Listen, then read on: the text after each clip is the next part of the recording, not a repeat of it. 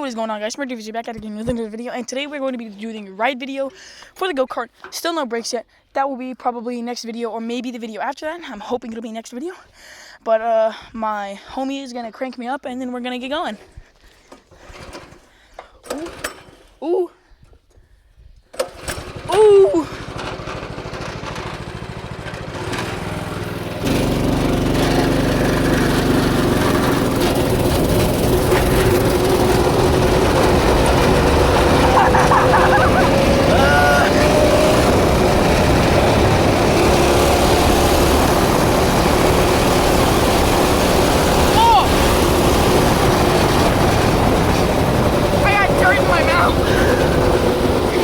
I was like laughing and I got dirt.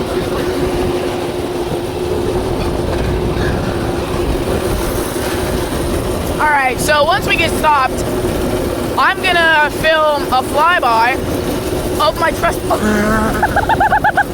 of my trusty car. Stop. We're trying to stop, Ethan. Not good. We still don't have brakes. Alright, Ethan, hop out. Alright, go that way and turn around and fly back. Alright, I'm gonna go walk back for my slide because my slide fell off. Oh, Ethan, gosh dang it. Oh my goodness, he's being a crackhead. It'll be fine though. It'll be fine though. Dude, we still traveled a good 200 yards after I tried to brake with my shoe.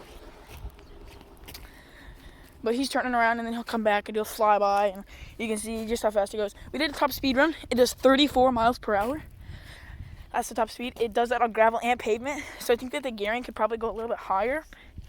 But at the moment it's fine. Once you get more than two people in it, like once you get a third person like standing on the back or something, then it quits accelerating very well. So I think with just one person in it, we could use a higher gearing, but really with what I'm going to be doing with it, which is, like putting a backpack in it and having like gas cans in it and stuff like that, I don't really feel like a higher gearing is a great idea. But here he comes. Here comes the home slice. He's flying. He is already at top speed. And it doesn't look that fast on camera, but he will fly by here. I'll see if I can even track him. Absolutely flying. Just completely gone. He's just sitting there right at 35 miles per hour. Fly by. But that's the end of the ride video. Thank you for watching, you beautiful people, and bye-bye.